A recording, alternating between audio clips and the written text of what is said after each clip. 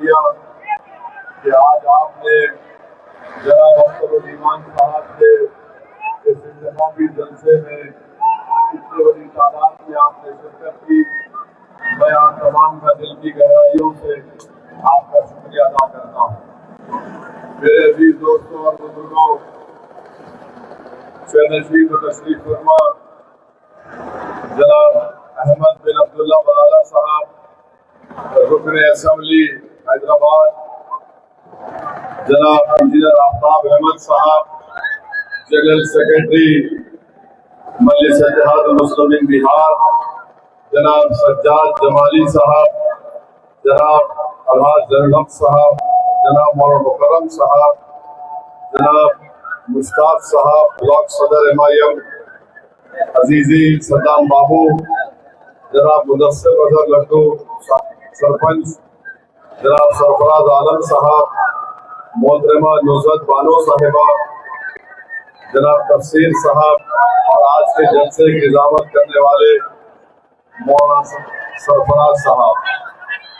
अजीज दोस्तों और बुजुर्गों, मैं आप तमाम से एक दरख्वास्त करने आया हूँ कि 11 तारीख के दिन जो इंतखाबात के वक्त रायदही का दिन है, मेरी आपसे गुजारिश है कि आप अपना एक वोट फिर से मजलिस इत्तेहादुल मुस्लिमीन के उम्मीदवार के पतन साहब के निशान पर बटन दबाकर आप मजलिस इत्तेहादुल मुस्लिमीन को दोबारा इस विधानसभा से कामयाब और कामरान करिए। आप जानते हैं कि पिछले 11 साल से मजलिस इत्तेहादुल मुस्लिमीन ने सीमांचल की लड़ाई लड़ रही है और हमारा मानना यह है कि सीमांचल में जब तक सीमांचल की आवाज कामयाब होकर पटना की विधानसभा में नहीं जाएगी, हम अपने तकालीफ को इस नाइंसाफी के दौर को खत्म नहीं कर सकते। आप जानते हैं कि सीमांचल न सिर्फ बिहार का बल्कि पूरे भारत का सबसे पसमानदा इलाका है, जहाँ पर नौजवानों का मुकद्दर पलायन बन के रह गया, जहाँ के मासूम बच्चों को स्कूल दस्तयाब नहीं है, जहाँ पर हमारी बेटियों के लिए तालीम मुकम्मल करने के लिए डिग्री कॉलेज का कोई मौसर इंतजाम नहीं है। ये ऐसे मसाइल है कि सैलाब आता है, जमीनें कट जाती है, फसलों को नुकसान होता है। तो इस सब चीज के लिए हमारी आपसे फिर से दरख्वास्त है कि मजलिस इत्तेहादुल मुस्लिमीन को आप अपना वोट देकर कामयाब करिए। यकीनन इस विधानसभा में अख्तर ईमान साहब की क़यादत में 5 साल का जो एक मुख्तसर सा वक्फा उनको मिला, अख्तर ईमान साहब ने बहुत से काम करवाए। 800 करोड़ के तरक्याती काम जनाब अख्तर ईमान साहब ने यहाँ पर करवाए हैं। मुखालिफीन मजलिस इत्तेहादुल मुस्लिमीन ये बहुत बड़े दावे करते हैं, मगर हम उनसे पूछते हैं कि मस्तान साहब को 20 साल का अरसा मिला, इस 20 साल के अरसे में मस्तान साहब ने क्या काम करवाया वो जरा हमको बता दें। उनके पास 20 साल का रिकॉर्ड नहीं है काम करवाने का। अख्तर ईमान के पास जो 5 साल उन्होंने काम करवाया उसका रिकॉर्ड अख्तर ईमान ने आपके सामने रख दिया। यकीनन बहुत से काम अभी होना बाकी है और इंशाअल्लाह ताला वो तमाम काम मजलिस इत्तेहादुल मुस्लिमीन की क़यादत में करवाए जाएंगे। मैं आपसे वादा कर रहा हूँ कि इंशाअल्लाह ताला यहाँ पर बैसा रबूल ब्लॉक में मजलिस इत्तेहादुल मुस्लिमीन का एक दफ्तर कायम किया जाएगा और हफ्ते में 2 दिन इंशाअल्लाह ताला रबूल ब्लॉक में अख्तर ईमान बैठेंगे और बैसा ब्लॉक में हफ्ते में 2 दिन अख्तर ईमान आकर बैठेंगे। मैं आपसे अपील कर रहा हूँ को आप कामयाब और कामरान करिए। मैं इस बात की जिम्मेदारी दे रहा हूँ कि इंशाअल्लाह ताला अख्तर ईमान जो काम 5 साल में हुए और जिसको गैर तकमील है, मैं उसकी जिम्मेदारी लेकर आपसे कहता हूँ कि हम इंशाअल्लाह ताला उन तमाम काम को तकमील करवाएंगे और इंशाअल्लाह ताला मैं कोशिश करूंगा कि 3 महीने में एक मरतबा यहाँ पर विधानसभा में आओ, आपसे मुलाकात करूं और अख्तर ईमान से पूछूं कि बताइए कितने काम यहाँ पर चालू हुए, जितने काम तक तकमील को पहुंचे हैं। तो मेरे अजीज दोस्तों और बुजुर्गों, मेरी आपसे गुजारिश है कि आप 11 तारीख के दिन अपने वोट का नुकसान मत करिए। बात लोग असलियत का शिकार हमको करना चाह रहे, हमको इत्तेहाद की ताकत और कुव्वत पर यहाँ पर मजलिस इत्तेहादुल मुस्लिमीन को कामयाब और कामयाब करना है। मजलिस इत्तेहाद की हामी रही, मजलिस का पैगाम शुरू से इत्तेहाद का रहा। हमने हमेशा कहा कि इत्तेहाद बैनुल मुस्लिमीन को हमने फरोग किया और उसी को लेकर हमको आपको आगे बढ़ना है। मेरे अजीज दोस्तों और बुजुर्गों, मेरी इज्जतदार माँ और बहनों को ये पैगाम देना है कि आपकी औलाद के जो अधूरे ख्वाब है, इंशाअल्लाह ताला उसको पूरा करने का काम मजलिस इत्तेहादुल मुस्लिमीन करेगी। मेरे अजीज दोस्तों और बुजुर्गों, आप ये भी जानते हैं कि आज सीमांचल को बदनाम करने के लिए देश के वजीर आजम कहते हैं कि सीमांचल में घुसपैठी घुस रहे हैं। देश का गृह मंत्री वजीर दाखिला अमित शाह कहता है कि यहाँ पर लोग घुसपैठी घुस रहे हैं। मैं आपसे पूछना चाहता हूँ, क्या अमोर वैसा ब्लाक में कोई बांग्लादेशी नेपाली आपको नजर आता है? कोई नजर आता है आपको? मेरे अजीज दोस्तों और बुजुर्गों, सीमांचल को बदनाम करने की नापाक कोशिश बीजेपी की तरफ से की जा रही है और हम सरासर इसको कबूल करने को तैयार नहीं है। देश का वजीर आजम बीजेपी का है, देश का वजीर दाखिला गृह मंत्री बीजेपी का है, बिहार का मुख्यमंत्री नीतीश कुमार तुम्हारा है। इसके बावजूद भी अगर तुम्हारी नाक के नीचे कोई घुसपैठी भारत में घुस रहा है तो जिम्मेदारी अमित शाह, मोदी, नीतीश कुमार की है या ओवैसी की है? बताइए आप। मेरे अजीज दोस्तों और बुजुर्गों, हम ये भी जानते हैं कि यहाँ पर 20 साल से नीतीश कुमार की सरकार रही है और 20 साल में उन्होंने यहाँ पर एक रिश्वत को आम कर दिया। हर ब्लॉक ऑफिस में आप देखते हैं कि भ्रष्टाचार और रिश्वत का बाजार आम कर दिया गया है। मैं आपसे वादा कर रहा हूँ कि इंशाअल्लाह ताला इस भ्रष्टाचार को, इस रिश्वतखोरी को इंशाअल्लाह ताला मजलिस इत्तेहादुल मुस्लिमीन पूरे सीमांचल से इसका खात्मा करेगी। और दूसरी तरफ आप देखते हैं कि बीजेपी का एक मंत्री है जो कहता है कि बिहार के मुसलमान नमक हराम है, वो हमको वोट नहीं देते हैं। अरे 20 साल से तुमने जनता का खून चूसा, उनसे रिश्वत ली। आज आप अगर किसी हमारी माँ और बहनों के अकाउंट में पैसे डाल रहे तो बताओ ये तुम्हारे बाप का पैसा है या बिहार की जनता का पैसा है? मेरे अजीज दोस्तों, यही बात बताने के लिए हम आपके दरमियान में आए हैं कि आज आपको सीमांचल की लड़ाई जो मजलिस लड़ रही है उसमें आपकी हमारी इत्तेहाद की जरूरत है, आपके ताउन की जरूरत है। दूसरी जानिब आप देखते हैं कि गठबंधन है, गठबंधन आप बताइए 17-14% यादव है और तेजस्वी यादव ने 36% यादवों को अपनी पार्टी का उम्मीदवार बनाया है।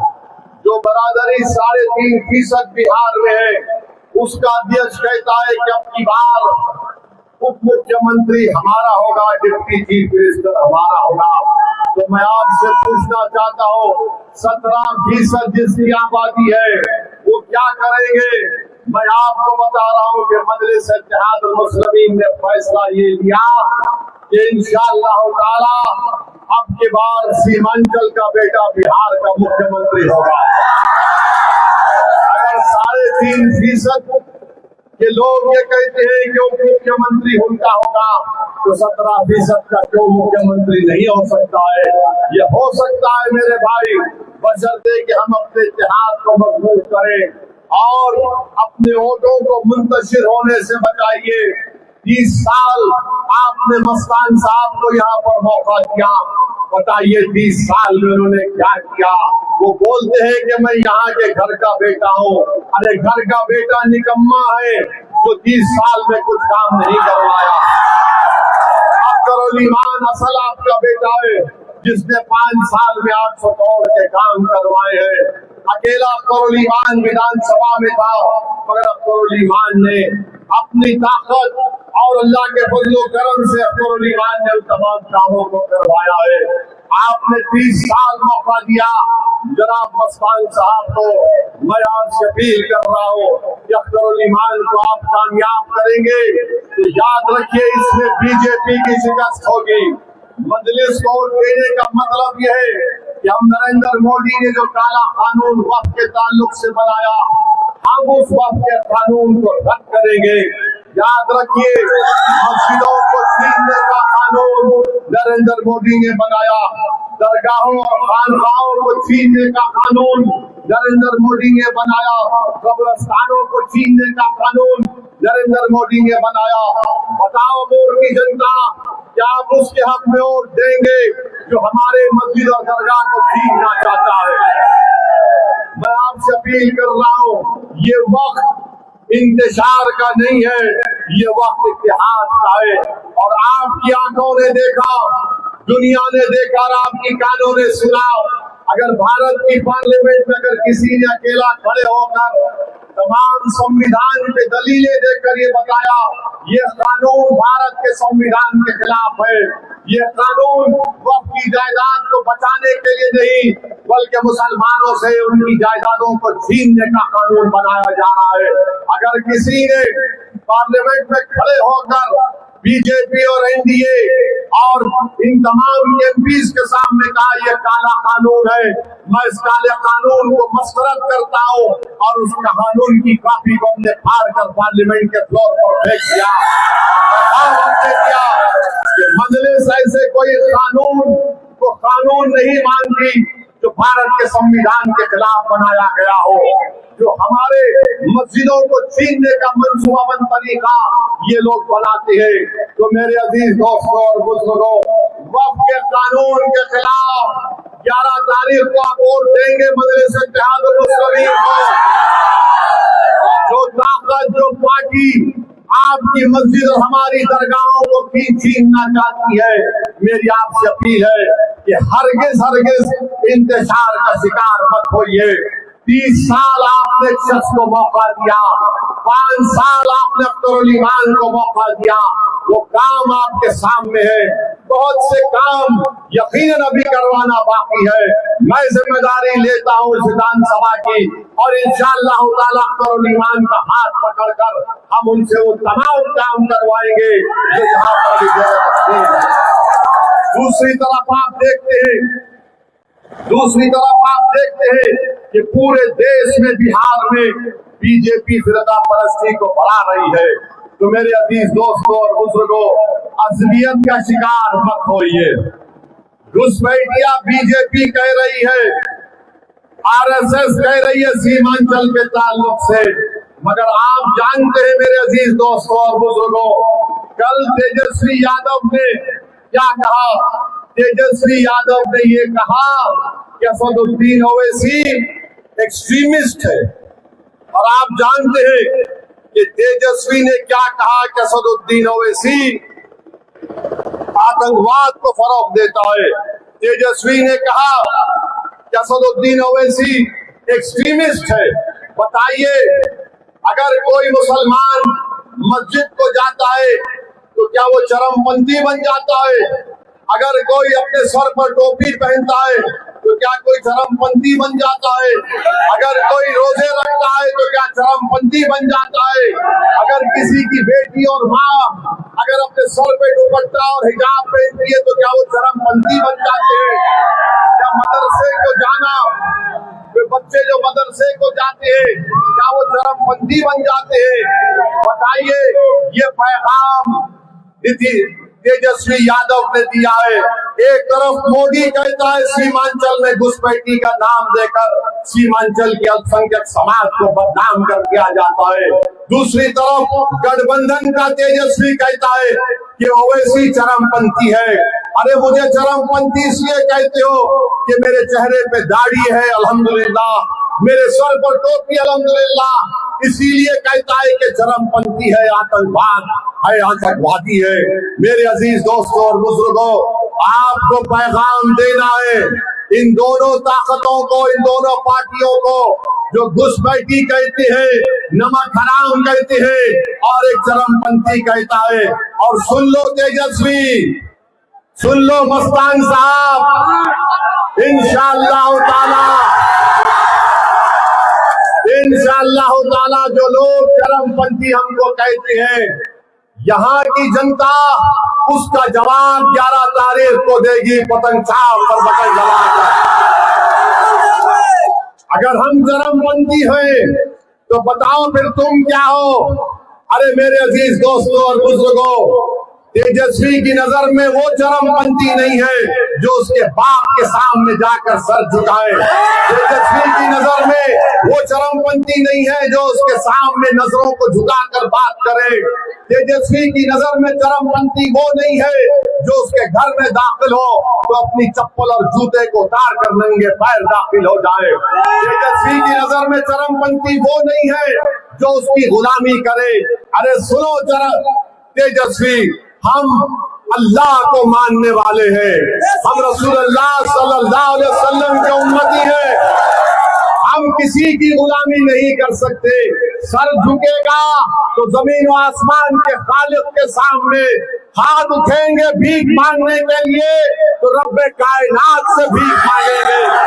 हमने कभी गैरों की चौखट पर जाकर भीख नहीं मांगी, हमने हमेशा अल्लाह से उम्मीद लगा कर बैठी।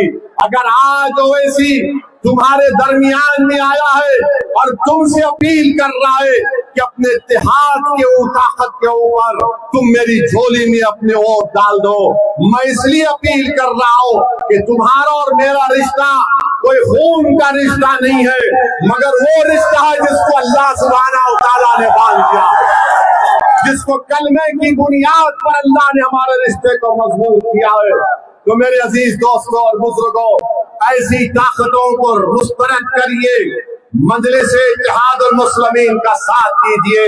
अरे चरमपंथी तेजस्वी तो मुझको कहता है, सुन, 5 मर्तबा का सांसद मैं हूँ और 5 मर्तबा में 2 मर्तबा बेहतरीन सांसद का अवार्ड मुझे दिया गया है। बताओ, जो बगैर देखे गूंगा पढ़ नहीं सकता वो असदुद्दीन ओवैसी को चरमपंथी कहता है। मैं पूछना चाहता हूँ, क्या मस्तान साहब चरमपंथी है या नहीं? तेजस्वी बताओ, बताओ तेजस्वी, मस्तान साहब चरमपंथी है या नहीं? अरे हम मस्तान साहब के खिलाफ है, मगर आज भी हम उम्मीद करते कि उनकी सेहत अच्छी हो जाए। हर 2 दिन 3 दिन को मालूम होता कि अस्पताल में गए हैं, तबीयत नासाज।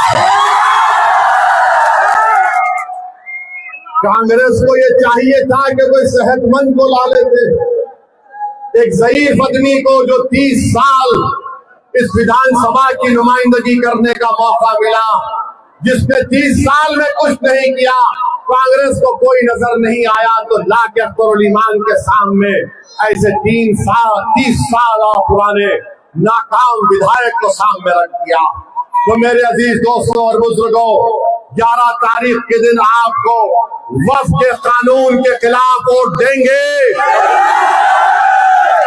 वक्फ के काले कानून के खिलाफ वोट देंगे, घुसपैठिया जिसने कहा उसके खिलाफ वोट देंगे, नमक हराम जिसने कहा उसके खिलाफ वोट देंगे, जिसने चरमपंथी कहा उसको सबक सिखाएंगे, जिसने चरमपंथी कहा उसको वोट देंगे, या जिसके चेहरे पर दाढ़ी है उसको वोट देंगे, जिसके चेहरे पर टोपी है उसका साथ देंगे, या फिर आप जिसको चरमपंथी होगा। मेरे अजीज दोस्तों और बुजुर्गों, ये हक और बातिल की लड़ाई है। बातिल को शिकस्त देना है और आपको हक को कामयाब करना है। क्या हक का साथ देंगे? इंशाअल्लाह मजलिस इत्तेहादुल मुस्लिमीन सच्चाई और हक को सामने लाकर आपके सामने बयान कर रही है। ओवैसी को चरमपंथी इसलिए कहता है कि तेजस्वी महसूस कर लिया कि वो कामयाब नहीं हो रहा है, बौखलाहट का शिकार होकर अपनी नाकामी का इसने इकरार कर लिया। ओवैसी को चरमपंथी कहकर, तेजस्वी तूने जो चरमपंथी कहा, तूने सीमांचल और बिहार के 17% आवाम को तुमने धोखा दिया, उनकी बेइज्जती की, और इसका जवाब वो 17% 6 तारीख को भी देंगे और इंशाअल्लाह 11 तारीख को भी तुझे देंगे। तो नौजवानों, बुजुर्गों, मेरी इज्जतदार माँ और बहनों, मजलिस इत्तेहादुल मुस्लिमीन को मजबूत करिए, अख्तरुल ईमान को कामयाब करिए। आपका एक एक वोट, आपका एक एक वोट, आपका एक एक वोट, आपका एक एक वोट, आपका एक एक वोट, आपका एक एक वोट। मेरे अजीज दोस्तों और बुजुर्गों, सुबह सुबह 11 तारीख के दिन अपने पूरे गांव और अपने दोस्त और अपनी तमाम इज्जतदार माँ और बहनों को लेकर पोलिंग बूथ को जाइए और जाकर बता दीजिए कि सीमांचल पतन छाप का है। सीमांचल की जनता जिंदाबाद, सीमांचल की जनता जिंदाबाद। पतन छाप, पतन छाप, हमारा इत्तेहाद जिंदाबाद, हमारा इत्तेहाद। अख्तरुल ईमान, जिसने चरमपंथी कहा मुर्दाबाद, जिसने चरमपंथी कहा मुर्दाबाद, जिसने चरमपंथी कहा मुर्दाबाद, जिसने घुसपैठिया कहा मुर्दाबाद, जिसने नमक हराम कहा मुर्दाबाद,